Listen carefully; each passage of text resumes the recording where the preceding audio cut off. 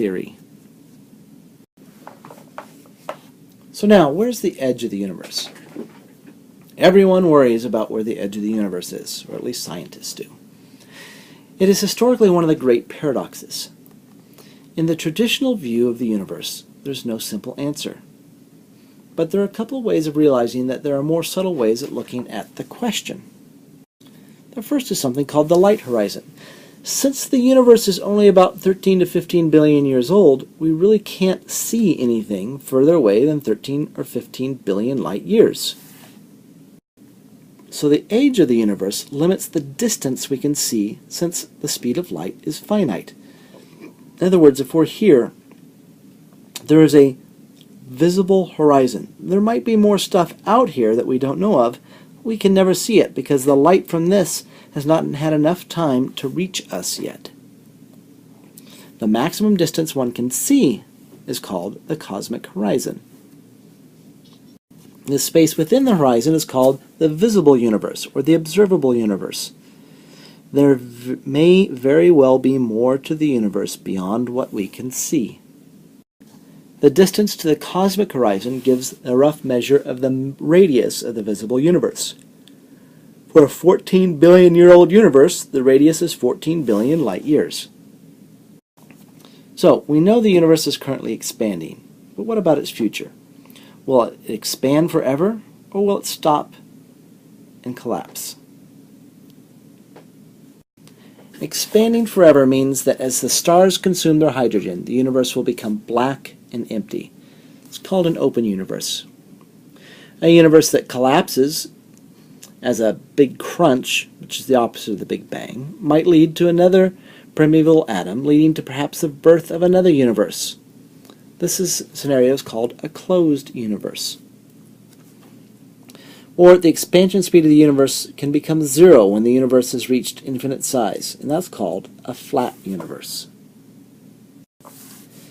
The energy content of the universe depends on what type of universe we are in. An open universe has a positive total energy. A flat universe has a zero total energy, and a closed universe has a negative total energy. In principle, if we measure the energy content of the universe, we can tell what type it is.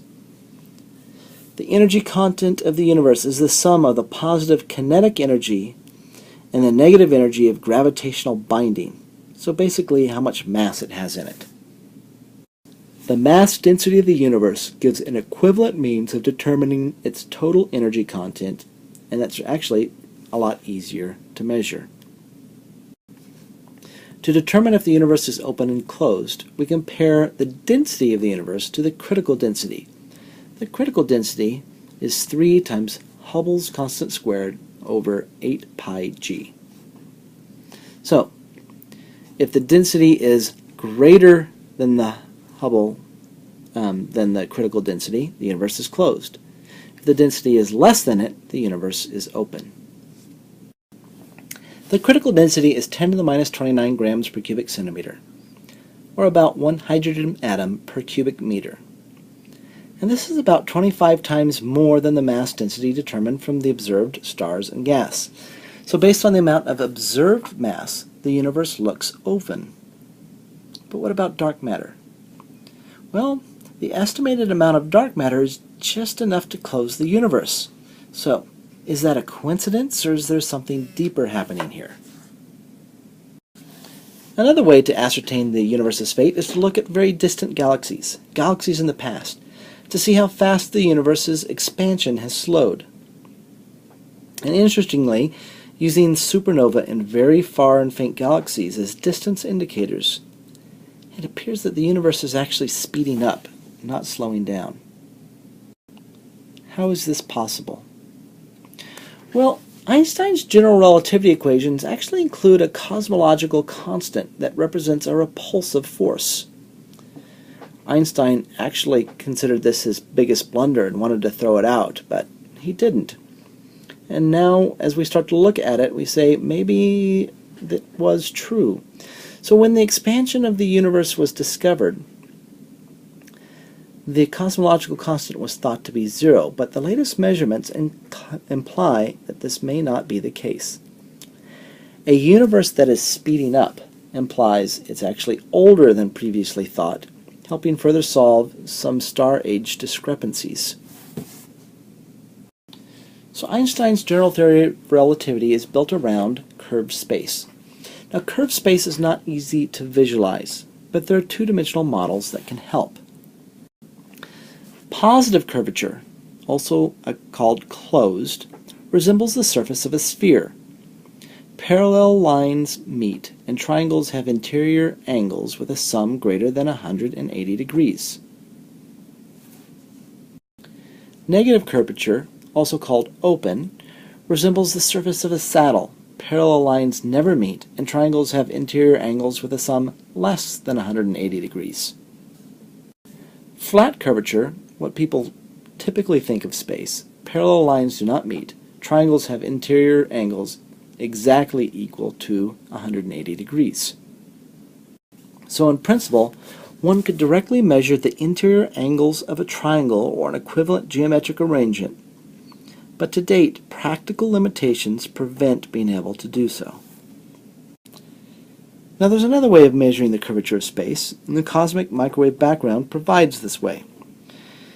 It is extremely uniform across the sky except for tiny variations in brightness from place to place. The spatial sizes of these variations can be predicted based on conditions in the early universe. Analysis of variations indicate that the universe is flat with a non-zero cosmological constant. We can only imagine a world of 3 dimensions. So we can get some idea how limited this view is by imagining a world of only 2 dimensions, such as on the surface of a piece of paper. This gives the idea of Flatland. Flatland is a romance of many dimensions. It's a short novel that Edwin Abbott published in London in about 1884.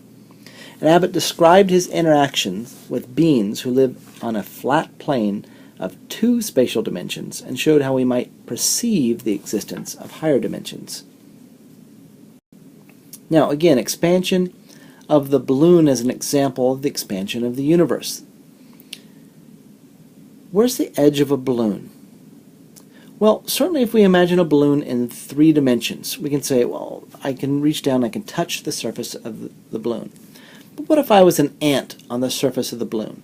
Where's the edge? Well, there's no edge. I can walk around in any direction and I never hit an end. That's a closed surface. Nowadays, cosmologists can calculate the properties of a universe with different number of dimensions, even though we can't visualize them. So the crucial question about the future of the universe is whether or not it will continue to expand forever. And again, it depends on an average density of 10 to the minus 29 grams per cubic centimeter. If the average density is higher than this, the universe collapses on itself in the future. If it's smaller than this, it expands forever. It's actually another example of escape velocity. Remember, the escape velocity is larger the higher the density of the object. The visible matter is not enough to stop the expansion, but if there's a lot of dark matter, then the universe may be critical. There are some attractive theoretical reasons for believing the universe has a critical density. This would again support the idea that there are large amounts of dark matter in the universe. It's another reason why cosmologists favor the existence of dark matter. So how do we determine the density of the universe?